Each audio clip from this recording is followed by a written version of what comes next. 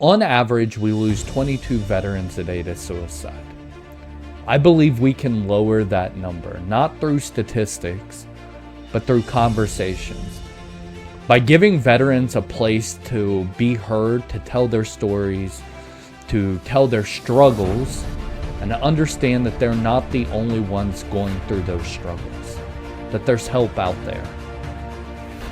If you believe in that mission, subscribe to the channel, join our community, and help us make a real difference. Now, I hope you enjoy this next episode of Operation Intel Veteran Stories.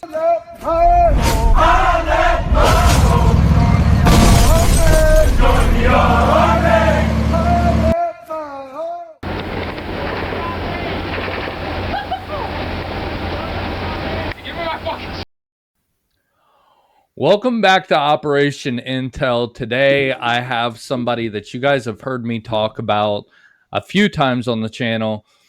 The guy who walked up to the RG and said, "Hand me my soul," none other than Jason Carten. How you doing, man? Doing pretty good. How about you? Yeah, I can't complain, man. You know, just staying busy with the kids, and this is taking off pretty quick. So I'm trying to figure it out as best I can on the fly. Yeah, I bet you that takes a lot of time. Just trying to learn how to edit and upload and just It the works of YouTube and Facebook and all that shit. It's tough, man. I when I first started this channel, I didn't think that it would do as well as what it's doing. So now I'm just having to figure out how to do all this stuff on the fly. I thought maybe I would do like one video every once in a while, and now it's Yeah, you got people itching for more. yeah, it's crazy, but it's awesome, man. I'm loving it. Um, So what are your thoughts on it? You know, you're a guy that says very little on Facebook and stuff. So I'm Yeah, interested to hear your perspective and if you're taking anything away from it, if you're enjoying it. yeah, I'm enjoying it a lot. I've watched every single one of your videos. It's pretty cool. It's like flashbacks. Memories that are being brought up that you haven't thought about in a long time and shit. And hearing it from someone that was there, it's pretty cool. It's neat because even on the show, like hey, somebody will mention something. I think it was Lion that I mentioned one of the maintenance guys dressing up as Santa Claus at Christmas time. Do you remember that? I do. I got some of those pictures I sent you last night. Yeah, Yeah, yeah. I think I got pictures. That's when you're supposed to flash the picture. I'm gonna put it right there when you do that. Yeah, yeah. Look for that picture. So yeah, yep. Yeah, you had a video of Carl on there. I seen that, and it was pretty cool, man. I enjoyed that. I was like, well, I wish I would have had that beforehand, and I knew who to go to. I knew you had all the stuff. Yeah, So dude. I tried to go around and just collect everyone's shit because I thought this shit was fucking important to hold on to, and I've made sure I've held on to it, and I got it on CD, I've got it on a hard drive, I have it on the cloud, so I can't fucking lose it. yeah, and that because we started that group chat, and one of the maintenance guys had videos and pictures of the maintenance people. And I was like, I know Carton has a ton of Yeah, stuff. And yeah, as soon as you sent it, it was like 2,400 or yeah, something like that files. And yeah. I'm like, thank God, Right. because when you're in the shit and you're just you don't think about 20 years down the road looking back on this stuff. So I'm really happy you collected all of it because it's just like going back in memories, man. It's really Yeah, cool. yeah, Yeah, yeah, man. So I'm interested, man. We were in the same squad, and we really, a lot of us really didn't. How do I put it? Didn't get to know each other like outside of the military and what we did outside of the military and what life was like outside of the military. Just flew by the seat of our pants and just I don't know, got to know each other that way. I'm interested to hear your story, though. You're one of the guys that I went out with every single day. Right So tell me a little bit about yourself before the military. What made you want to join? before I enlisted, I was a merchandiser for 7 Up. So I would, I'd travel store to store and stock the shelves and whatnot. So I did that for 5 or 6 years before I joined, something like that. You know, Yeah, um, what made me want to join was I just got out of a big relationship and I was sleeping on my buddy's couch, and my brother was already in, and he got orders to go to Iraq. And pretty much as soon as he got those orders, or as soon as I heard about those orders, I started thinking like I wanted to go too, more or yeah. less chase him right behind. We end up both being deployed at the same time. So That's what I thought. I thought I remembered that, and I think you mentioned that to me. I think it was just a few weeks back we were talking, and you said that your brother was out there when you were out there. yeah, he was at like uh Fob Spiker or some shit like that. Not Spiker. That was us, wasn't it? Yeah. I can't remember what the fob was called, but it was the one that got hit by a mortar and hit the ammo depot and fucking blew up real big. You remember that happening when Oh, you were over there? I think I remember it a little bit. You ever have those memories that you it's like, Vaguely. yeah, I Yeah, well, kind of remember that. they had a mortar or something hit like ammo and fuel or something like that. It was a massive fucking explosion. He was on that base when that happened. God. I, so you joined did you go to basic training? Was he a combat engineer as well? No, he had something to do with the Paladin tank or some shit like that. Okay. Yeah, something to do with like um, the coordinate system with sending rounds downrange or something like that. Oh, okay. All right. Yeah, So then you get to do the ASVAB and stuff, and you're a smart guy too. Did you know that you wanted to be in combat, or what no, made you? I scored high enough on the ASVAB to get like a lot of jobs, but my problem was I couldn't get a security clearance because I got in a lot, quite a bit of trouble as a kid, fucking driving and just being an asshole kid. So I just couldn't get a security clearance. So my jobs were really limited. It was like small arms repair, combat engineer. Like it was just a handful of jobs. Yeah. I was So going to say because you're really smart when it came to like computer stuff. You were our guy to go to when it came to. I remember you running the Talon. That what I got a memory of that one. That I'm not going to mention, but we you were really smart. So I was kind of interested to hear why you decided to go with a combat engineer. didn't have a choice. Yeah. I did want to go combat though. Did you? I didn't want to stay. I did want to go outside the wire. I did know that. Yeah. So then you you join and you end up at Fort Riley, Kansas. Oh, not Fort Riley. Let's go back to Leonard Wood. How was basic training for you? Um, it it wasn't a good time. Yeah, it was pretty fucking rough. But at the same time, I think I had it kind of easy because I joined when I was 26, so I was older than most of the fucking drill sergeants. Yeah. So I just felt like I had it a little bit easier than a lot of the kids. Yeah, because I know for me that first the first shark attack, man, that got me good. I was sheltered as a kid, man. I wouldn't say sheltered, but I mean, I was raised by my grandma, for God's sakes. You know what I mean? Like, I wasn't used to having somebody in my face screaming at me, even though I played sports, but it was Yeah, tough, man. I was pretty ready for it because I was fucking digging into what I was getting into. Can't take anything personal. He's Yeah. Did you? I know me. I think I mentioned this on a former episode as well. I said I would do Iraq 100 times again before I went back to basic training. I hated Yeah, basic training.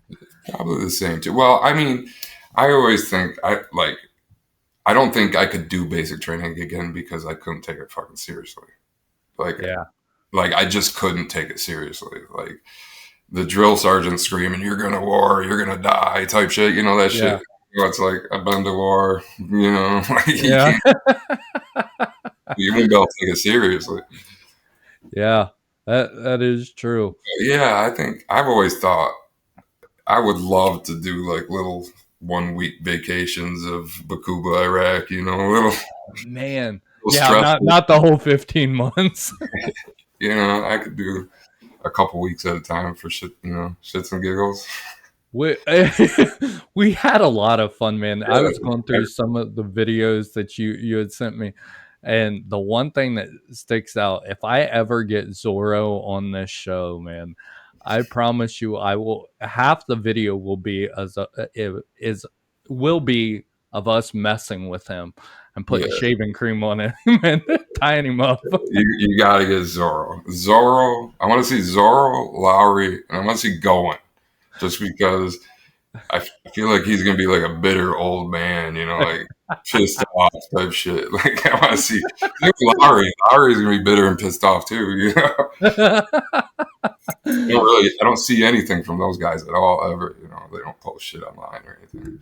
Yeah, I've called going a few times. I was actually the best man at his wedding, man, which was that was cool because he didn't have any idea that I was going to be there, and Yeah, I that's just good. showed Oh up yeah, and yeah, that's oh cool. no, he had no That's clue. And I walked up behind him. He was at like this bar and grill, and he sat down to get a drink and with his family. And I just came over and I smacked him on the shoulder, and I said, "You're not going to buy me one." And if going just turned around like what he oh didn't have. yeah. He didn't recognize your voice right away because I think I would recognize your voice right away. Yeah, it shocked me. I think it was one of those things that just didn't register because going, if you put your hands on him or anything. Yeah. Oh yeah. Yeah. So, but yeah, man. So you get to Fort Riley. One of the things that always makes me laugh is I know for me personally, and a lot of other guys, they said they didn't know where the hell Fort Riley was. I knew it was in Kansas. I knew Kansas was nothing but farm. So, I figured it was going to be BFE type shit. So Did you like Fort Riley? I didn't really spend too much time there. Yeah. It was, after NTC. Like, I didn't have anything in Fort Riley before NTC. Yeah. So, my only time in Fort Riley is right before the deployment. But I had a fucking real good time right before the deployment. Like, parties for my life. Yeah. We I think we got there right around the same time. I may have been just a couple weeks. Well, no, because I remember last night you were telling me you got to the unit when we went to NTC, right? Yeah, I showed up. I showed up. I don't know how long you guys were there already, but I showed up mid NTC. Yeah.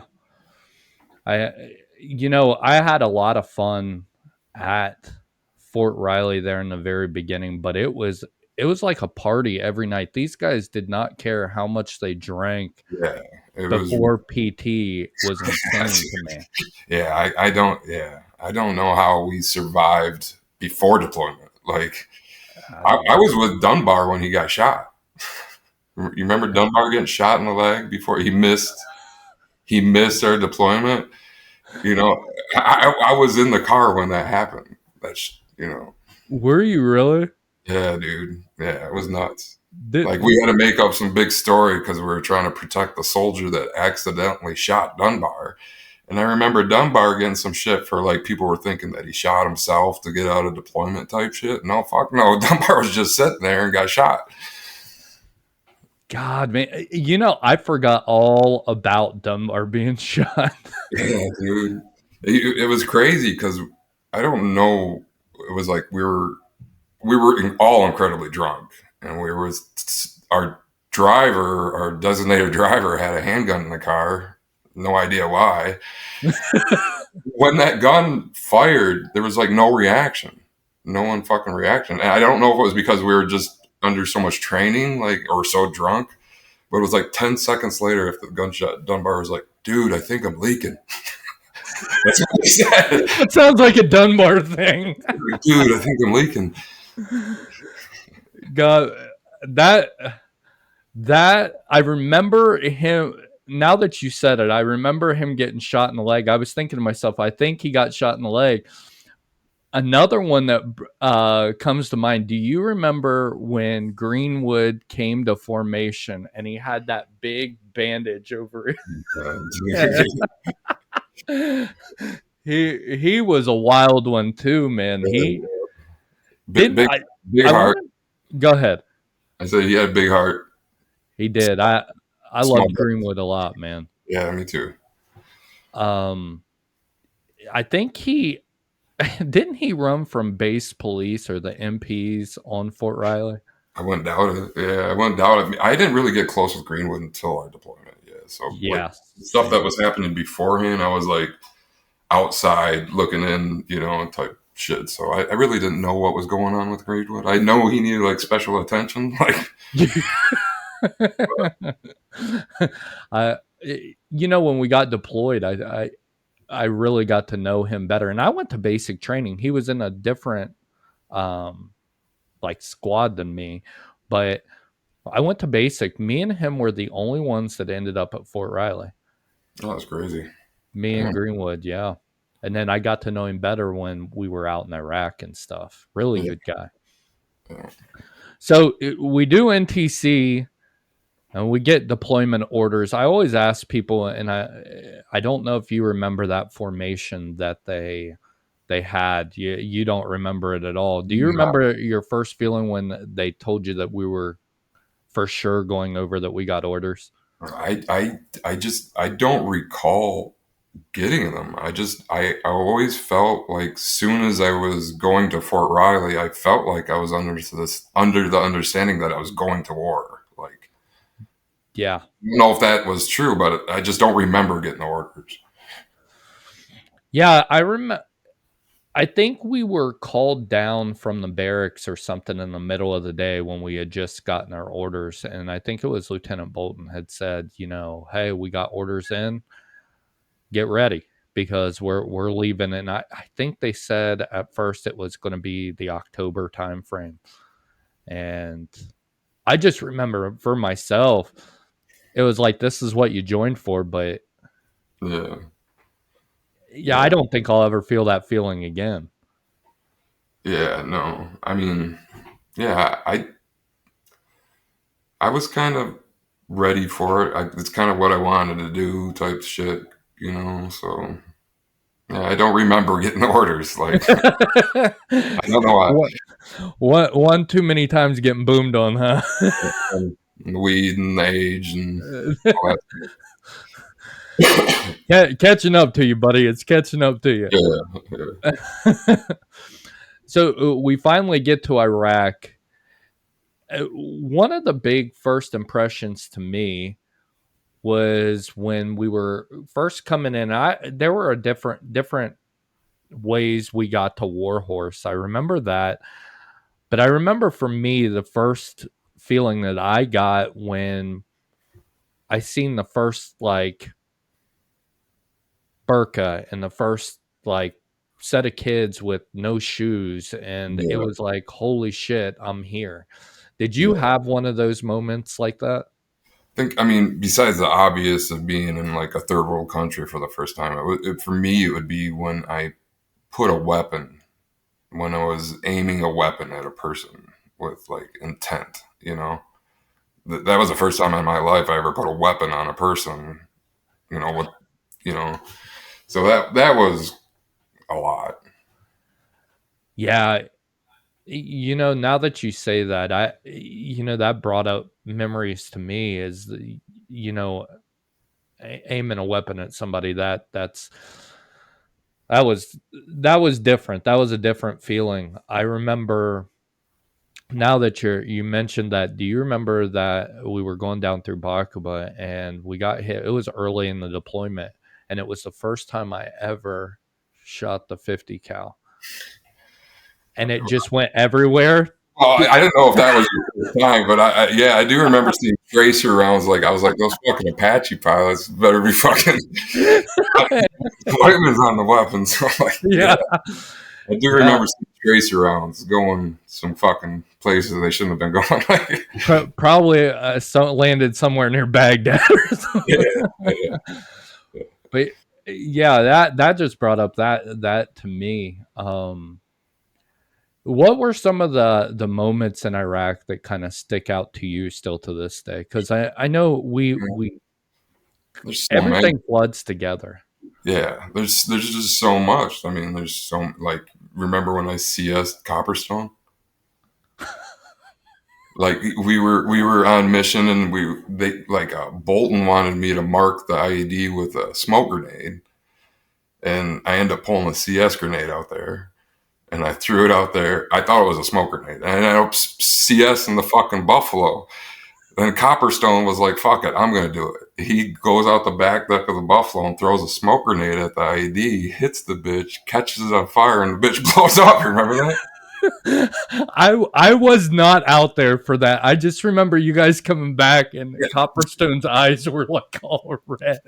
I got smoked after that mission. Bolton told me to keep my mouth shut about everything that happened because there was a whole bunch of shit that was a kind of a clusterfuck. Like we were sending, he was bringing an incoming and they were like landing a click off or something. I mean, it was a whole clown show. Bolton's like, keep your mouth shut about this shit. I was like, yes, sir. Yeah, yeah. Get back to the fob and Lowry's like, what the fuck happened out there? It's like, I can't. I gotta keep my mouth shut. And Yeah. fucking Lowry smoked me for fucking hours, dude. I was walking around the volleyball court, full battle rattle with fucking walk, you know.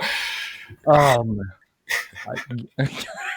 I remember Sergeant Smith did that to me a few times, and Yeah. then he told me to run down there by the first sergeant. I got to the first sergeant, and he was like, "What are you doing?"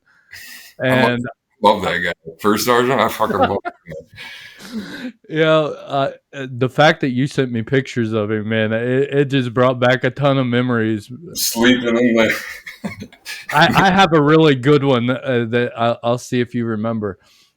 But when I got down there, he said, "You tell Sergeant Smith that if he's making you run around in all this gear, if you don't get it off, he has to do it." I didn't want to be the bearer of bad news, so I told Sergeant Buck, and Sergeant Buck went over there. That's oh yeah. I love first sergeant. He got when I was at Fort Riley.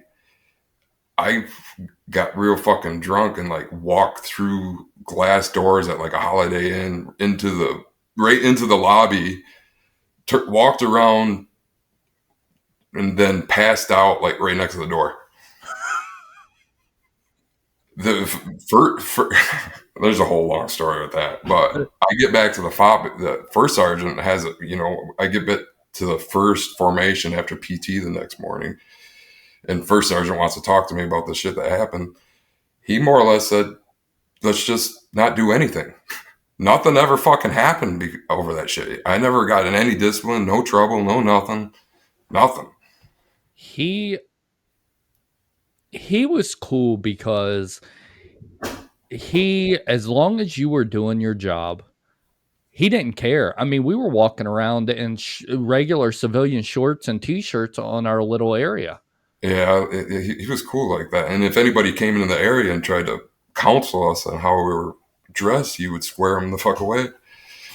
Yeah, he was one of those, but it was old school too, Yeah, to where as long as you were doing your job, he didn't care that about hardly anything else. You didn't hear from him too much yeah. unless That's you really messed up. well, that was the hotel. Like, and I was fresh to the unit. Like, I felt like he understood that we were getting ready to go to war, and we were dealing with it. Nothing ever happened over that shit. So It just it just goes to show you how important leadership is, because he was crazier than hell, but he was one hell of a good guy. And he could talk forever, man. Do you remember just sitting Yeah, out there on that volleyball court, he was, 120 degrees? his hands always up in there. Who's confused? Everybody, right? Yeah. Man, are there any other memories that kind of bring back anything for you, that are important to you? I know you were one of our main gunners, man. Yeah, I was typically on the weapon. It was rare that I was doing anything but shooting. I remember one time my eardrums got so fucking bad that I was forced to drive for a few weeks. But other than that, I was fucking pretty much gunning the whole time. You Well, were. I got endless stories of combat. I mean, You we, know, one of the things, and I don't know if you remember this day, but we had, and it's one that I mentioned a lot. And maybe you can give me some context behind it, because again, I wasn't there that day. Um, it was my day off, because we typically we went out in rotation. So one day I would have a day off, and next day somebody else would have a day off.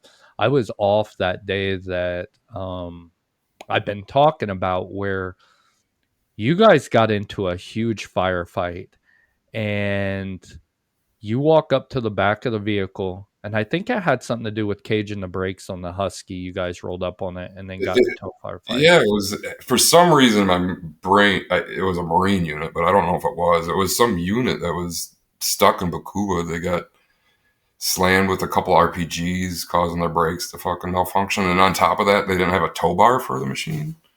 So they were kind of ate up to get go. So they were stuck right in the heat. It Yeah. was it was pretty rough rolling into it because I just remember everything was on fucking fire. Like there's telephone poles on fire, chunks of shit that was on fire. Everything was on fucking fire. So it was pretty fucking intense.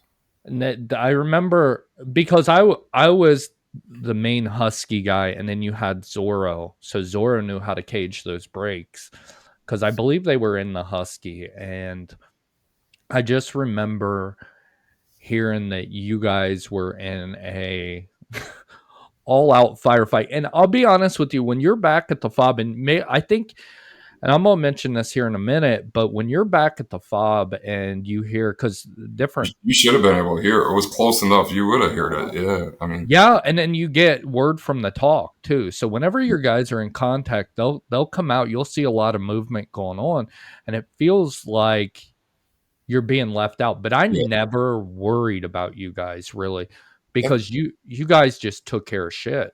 that's how we were. Like you always see in the movies or everybody else, it was like push through, push through, push. We didn't push through. No. We just sat in the shit until we were the last one shooting. Typically, unless shit was real bad, like that day you're talking about. Like we were like towing vehicles out of Bakuba, getting fucking Yeah. lit up all the way out. The net how how we didn't come into even more contact in that city, because I mean, it was heavy, Yeah, but I think they got Sergeant Wash's squad pretty good. Um, but how we didn't lose more people than what we did is beyond me, because every they're time we normal. went, I felt up until what happened. yeah, I felt fucking invincible. It was like we were like in this aquarium, and everything else out there could fuck with us. that So those RGs, man. One thing that surprised me was, even when I fell asleep during a firefight when I was driving. yeah, I can see that. I mean, it was boring. It was, and then you had the 50 cal going in. Nobody's ever heard of 50 cal just constantly shooting. That shit rocks you too. You get a nice Yeah, rock. Yeah. The vehicle could get a nice rock going. especially if you're in that Humvee too. Yeah. The Humvee would really rock. hmm It was one of those vehicles that you just felt safe in Yeah, until they found the out that the EFPs would yeah, get through it. that changed the game. The FPs changed the game. I remember going through a junkyard in like Anaconda or something where we could see all the fucking melted holes. It was like a spooky graveyard for us. Like these are our vehicles. You know, soldiers got hit in these motherfuckers. It's like these are our seats. You know. Yeah, I was going through those pictures that you had sent me, and I was hoping to see one, and I'm gonna show it during this video. But one of the buffaloes, they got hit with an EFP, and you could see Yeah, through the passenger side all the way through to the driver's side. Just a yeah, clean hole. yeah, the metal looked like it was butter. Like it just melted. You could see that the metal was melted. Yeah. Yeah, and when we found out about those, I don't know about you, but things started changing for me because I was like, we're not. Well, the whole game changed after that. I felt like after we took casualties, it was like we were a little heavy handed. Like, You had to be, man. yeah, I mean, we were already fucking heavy handed, but, but We got in a lot of trouble for doing that. Going on the Spiker, man. The rules of engagement just changed when we went up to Spiker. yeah, dude. I remember that's just funny. Like, I remember the convoy was miles. You remember? It was a huge Yep. ass convoy, and I was like stuck in the middle of the convoy. The front end of the convoy is taking heat. So I'm just kind of back here just looking for shit that I don't even know if I should be talking about this shit. But those big ass transformers on Yeah. televisions. I was like, fuck it. I just plopped a couple rounds in that transformer just to, you know, dude. Oil started pouring out of that shit. Then it caught fire. Like so, it was like this flaming oil, and I kept on, dude. It caused the biggest fucking fire I've ever fucking seen. And I kept on hearing over the radio like, hey, "We got a fire on this click or whatever." I was like, "I did it." Like that's me. See that Yeah, Billy Joel I was recovery. wondering how that fire got started. Yeah, dude. I just didn't have anything to shoot at, and I was fucking a little jealous of the guys uprange, you know. Just put a couple of rounds in the transformer, and that's funny, man. I don't think I've ever heard that story before. Well, I was gonna say, Some of the stories you have, it's probably because I have one of you that I'm not going to share that still to this day with the Talon. Remember, I'll mention it to you off stream. But damn. you were investigating an IED that was next to somebody who was no Oh, longer. You remember it? I remember that, but I don't remember what I did. That was You remember losing control of the Talon? okay. Yeah. Oh, Oh man, just the stories that are coming back, especially with you guys. With the maintenance platoon and stuff like that.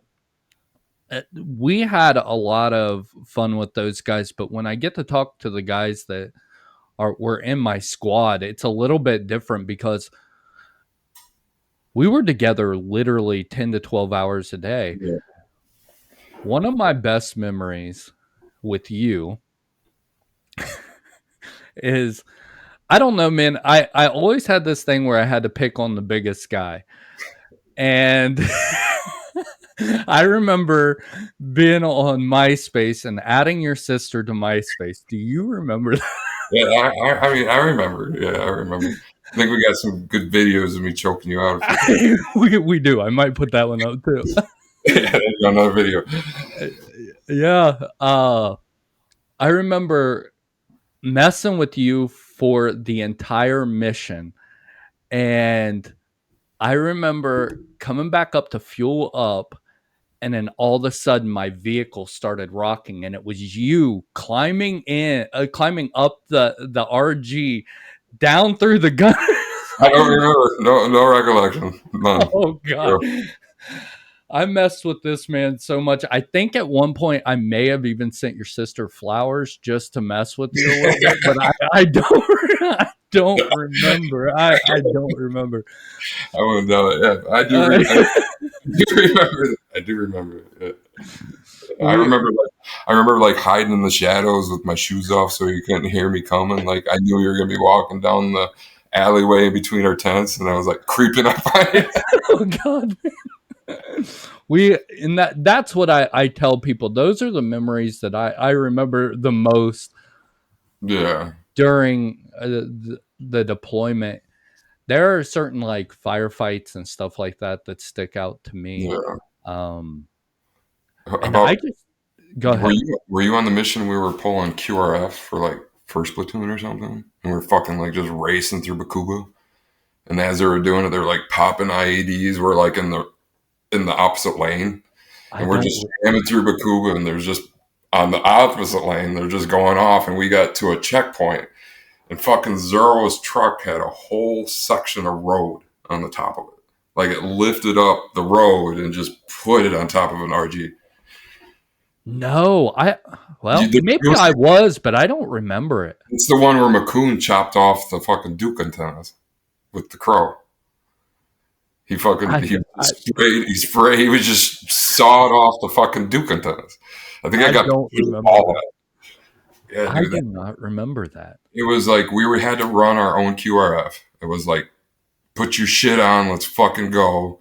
And we were just racing through Bakuba. There was no route clearance because we were trying to get to, I think it must have been first platoon. Maybe. And it was like they had all the IED set up, but it was in the wrong lane. So it was crazy shit. That was a crazy one. Anytime you went down Predator, you knew Yeah. You're going to have you a were good going time. to get into some shit, man. Yeah. You really did. I remember I don't know if you were out on this one, but it was later on in the deployment, I think. Well, no, it couldn't have been because I want to say was Parnell there? I'm not sure if Parnell we're not going there. But we went down through there and the IA checkpoint had gotten taken over. There was nobody down there. And we got hit with that giant IED that had like gas or something next to it. And it hit our vehicle and it flipped our RG hood up. And Lieutenant Bolton was my gunner. And he ended up at Diala University busting down the gates and nobody knew where the hell he was. Yeah, I was out there in that mission. I was rear truck, so I was a long way away from you guys when you got hit. So I seen the flash, and I said, I think the lead truck just got hit, and then it was like boom. Like I had enough time to like we had that much distance where Yeah. it was like after I said I think the lead truck got hit, then it was boom.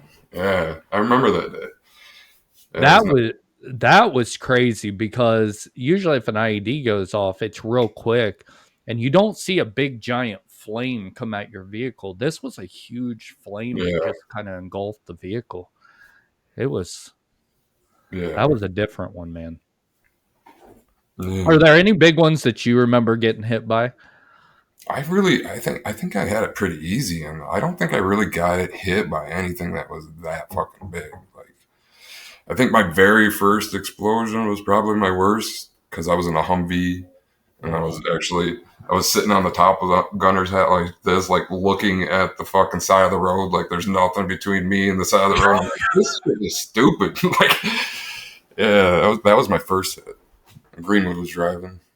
But God, after that, man. I don't think none of the hits really fucking bothered me all that much. I was like getting kicked in the balls and pressure on the eyeballs type situation.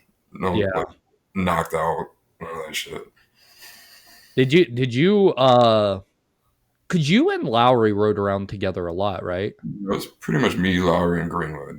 That was like, if I would say I had a crew, it was probably me, Lowry, Greenwood.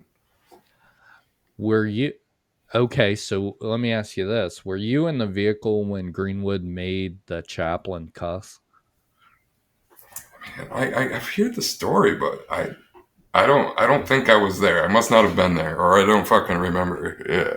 He had almost flipped the RG, and the I forget what the chaplain exactly said to him, but he got pissed off at Greenwood, and Greenwood, master driver, right? Yeah. That was at his funeral, finding out he didn't have a driver's license that whole fucking time. Master driver my ass. This dude don't even have a drive. Yeah, I, that funeral, it was tough on me, but there were a few things during that funeral that I'll Yeah. never forget. I'm sure we have the same remembering the same situation during that, but that Oh, was oh god, man. yeah. That was wild. We just all looked at each other like Greenwood. Of course, this is Greenwood. He was having fun before he went up. Like, Yeah, man. So, did you got medevac? Did you get medevaced out before they left too? who? The unit, or did you come back with the unit? No, yeah, I got medevac right before you.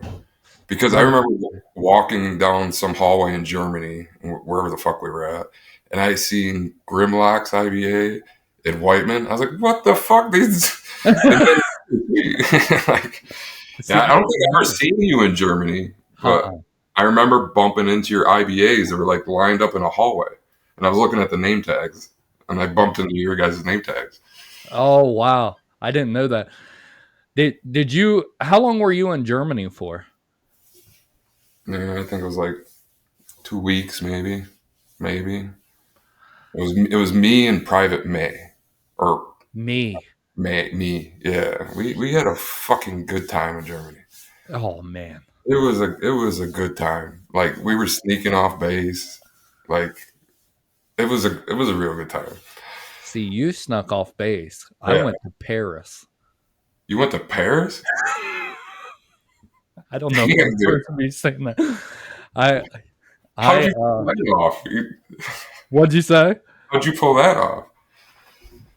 It's a long story. Um, but when Crouch came down, I got medevaced out with Crouch, and his mom came in from Louisiana, and she had set it up to where I got to stay in the Fisher house with them, which was pretty cool. But they put like I wouldn't say a counselor, but almost like a chaperone. Yeah.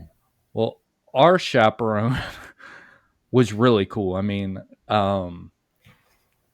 she was an officer, not a warrant officer's wife, and when Crouch's mom went home, she let us stay with them, and Crouch left early, and she ended up taking me to Paris.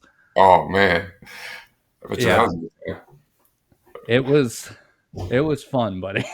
It was a really good time. It was someplace where I wanted to see. Yeah, I mean, I've always wanted to see Paris, but what surprised me is how dirty compared to Germany it was. Oh yeah. I can see that. I think I've heard that before. So how long Yeah. were you in Germany for? I think I would probably say almost a month. I Damn. think Damn. we seen a different side of Germany than what you guys got to see. We were getting taken out to like dinners and stuff like that from I don't know who these people were, but they would maybe like donors or Yeah.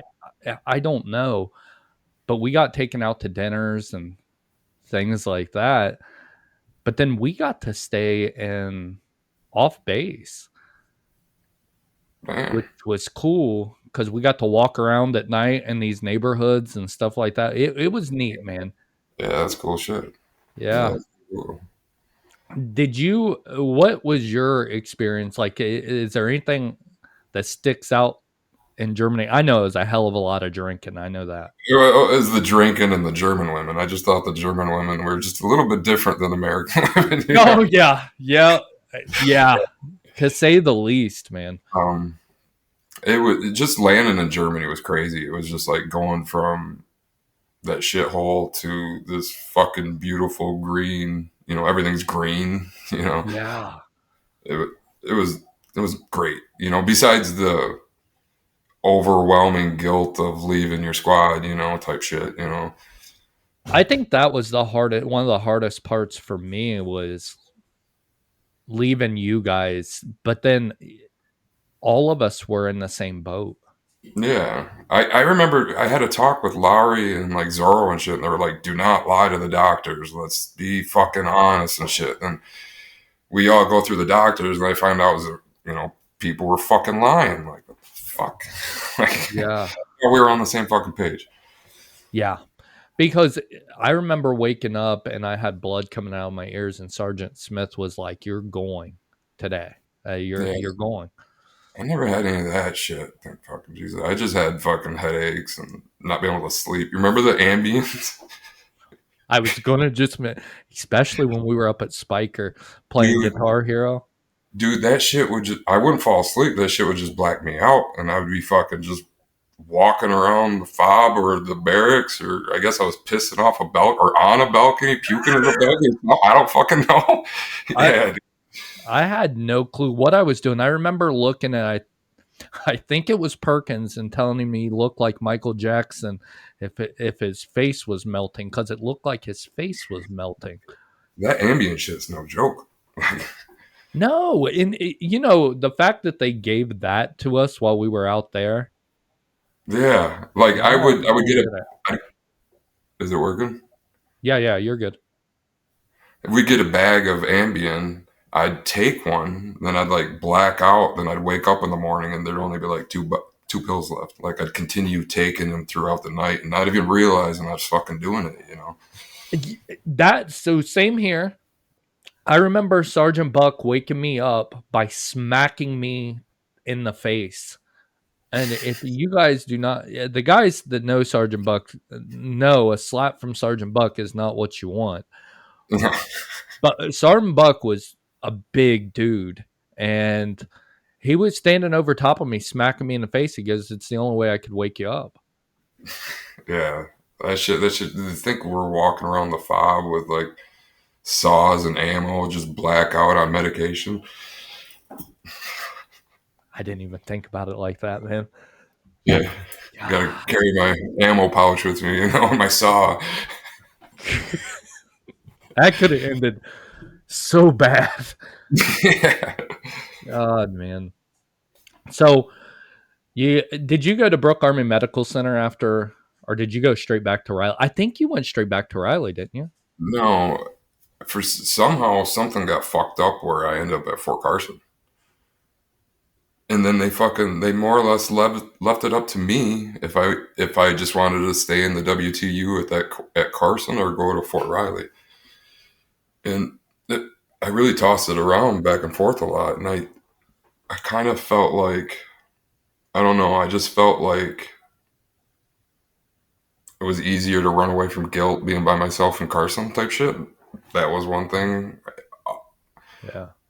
Or I might get uh, better treatment knowing there's less of me. Like Fort Carson, there was no one there. Like they must have been in between deployments or something. Like the WTU was like pregnant chicks and people with bad ankles and stuff, you know. So I was Not dealing like with one of TBI the too few, much. yeah, I was one of the few combat fucking related injuries in the unit.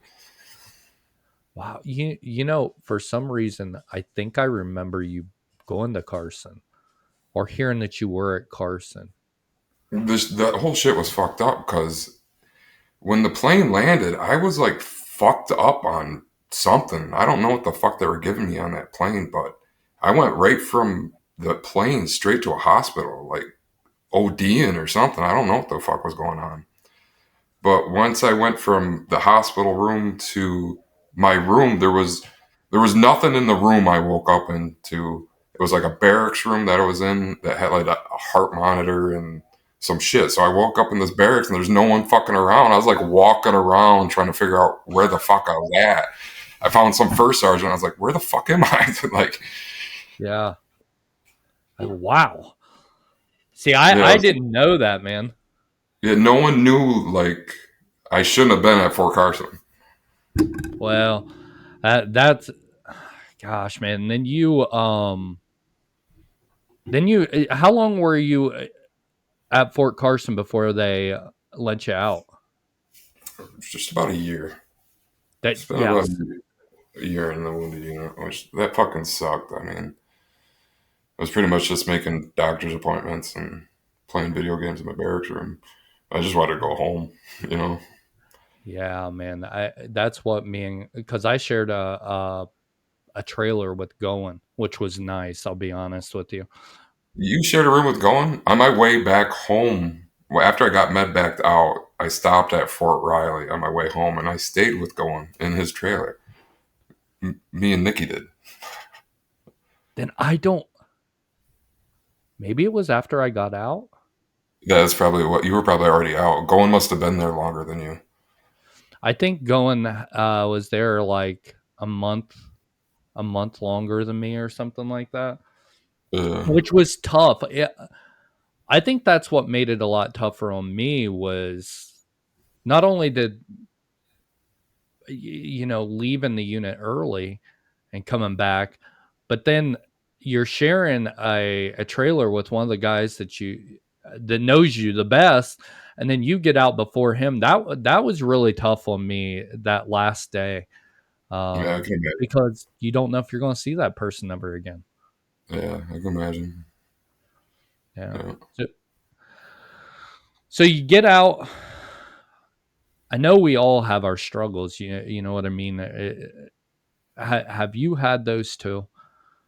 I definitely like when I got out, I for sure had anger issues. You know, I'd like fucking snap and kind of black out type shit. You know, Yeah. but it just slowly got better. You know, or Yeah. the fucking nightmares, the constant dreams of being stuck in Bakuba with no weapon type shit. You know, Yeah, I've had a few of those dreams too, and Sergeant Buck's right next to me, and then all of a sudden we get hit with an IED, and it Y- comes through the RG. Sergeant Buck was your TC most I of was the time with with it. I You was guys, with him a lot, you guys got fucking hammered. Sergeant Buck got hammered.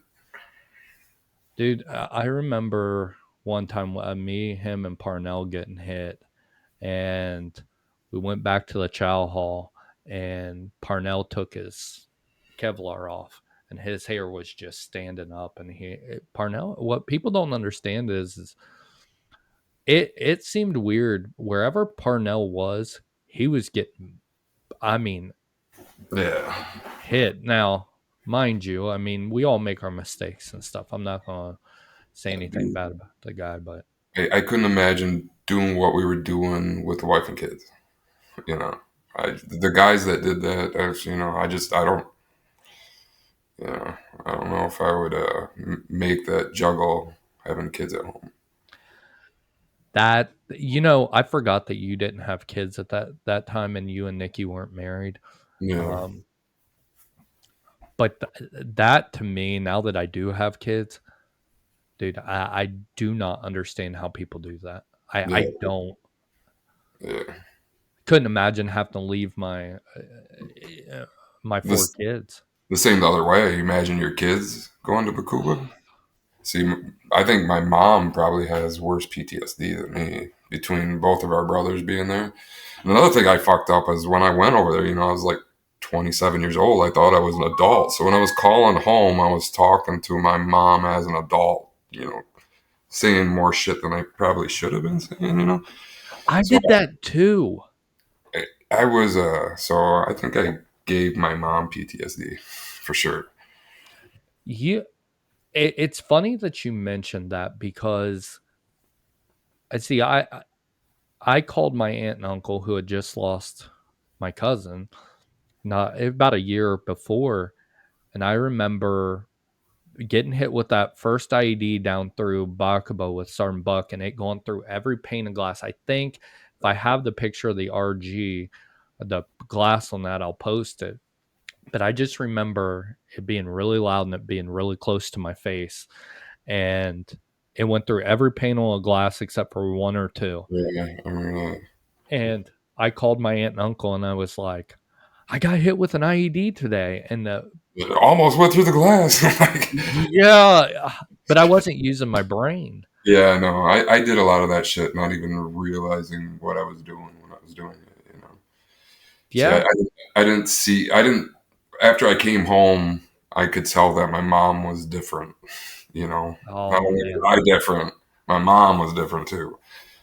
So I couldn't imagine the stress, man. Now because we were in all honesty, I know this is hard to believe for most people out there, but we were carefree. I yeah, we had it was a hellhole, and he'll tell you this, but we had the time of our lives out there.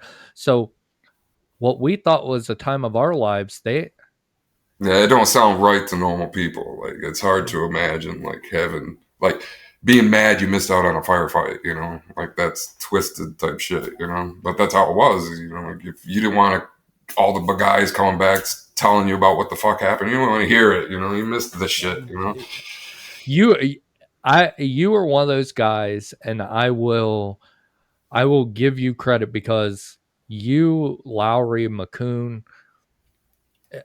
probably Zorro too. Zorro was good at almost everything he did.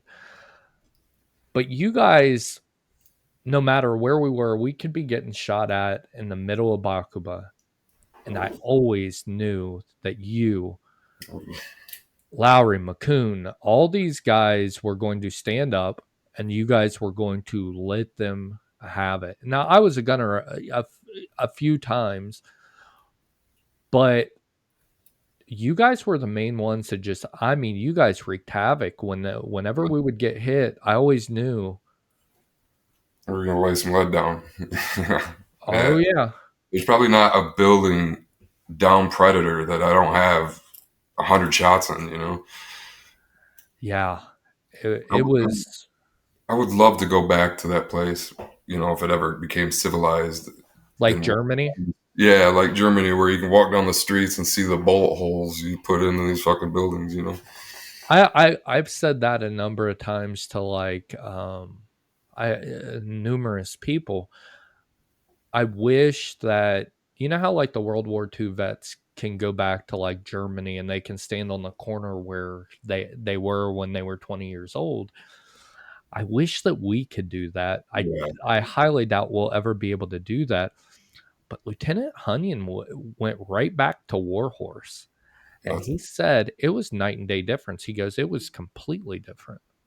what do you mean different? Like less volatile? Yeah. Yeah, I think half the reason they were there is because we were there. Like, The- Man, we but you had to be like that, Carton. You they would have picked us apart had we not just oh learned no, how to I wouldn't change it for anything. I mean, you know, absolutely, I'd rather do what we did than piss around. You know, well, no, because that's what got us home. yeah, we were. That was it too. You know, like when I was up there shooting, I wasn't scared. I was pissed the whole fucking time. I was mad. You know, Yeah. I was fucking mad. You If know, one of you guys got hit or one of us got hit, we would I mean, it wasn't like one of those things where you just get up on a 50 cal and you're like, "Oh, got to go to work." No, it it was like was. getting punched in the face. Yeah, you're fighting back. You know, you want to fucking kill this person that's trying to kill you. Or your brothers. I mean, you guys did so much. I remember the first time, well, not the first time, but after I shot the 50 cal, and I still blame that on that mount, man. And no Yeah, matter how much shit you guys give me, yeah, for sure. but I started shooting, and I got a 50 cal that had a good mount on it, and I was putting it in a window. Me and you both were shooting inside this window, and I remember DP saying, who was the other gunner on there? I was like, I finally figured out, but you had to You, learn how to shoot those 50 cals on the go. you were on the Crow. Weren't you on the Crow on that? No, not that one. I did love that crow though, man. I have a story about that too. I think it was Christmas Day. Um, I kind I do not remember McCoon shooting off the Duke antennas, But I will tell you, it would be very easy to do in the midst of everything you're going through, because I remember going down through Bakba and Lieutenant Bolton going, "Get to shoot and shoot," and it's so much different when you're behind that 50 cal The than when crow, you're. the crow, you don't have any ears. You can't hear shit. You're limited to that fucking box that you're looking through, you know? And So you're I, scared. yeah, so yeah, I thought I'd love the crow, but I didn't like it once I actually spent some time behind it. I preferred being behind the weapon. Well, you're scared because you rely on literally all your senses. I know that if this truck is moving, I can see it. You know? I can't see it on the crow unless you come in my field of view. And if I'm And at lighting that stuff time, up, yeah, you don't want to see your friends in the field of view in the crow, you know, in the firefight. no, but I'll tell you, that thing was It accurate. was. It was neat. Was. I don't think I ever got a kill on the crow. You know, I don't think I ever had that opportunity. I got an award or a medal for that. That's the one that I don't know if you can see it in the camera. It's not this. This is a scrapbook, but I got a medal sitting over this way. Um, I think I've seen it in one of your streams. yeah. Um, but dude, I got one more question for you, and I asked this to all the guys, and I'm sure you've heard me ask this before. But if with what we all have went through and stuff, or even a soldier that wasn't in our unit, because in all actuality, I'm going to eventually branch off into different units or try to. But if you could give some advice to somebody that's struggling right now with the things that they did or seen, what would that advice be? It gets better, you know. Don't make rash decisions over, you know, current moods, you know. Shit, the storm passes type shit, you know. Yeah, and I will agree with that. And I don't know.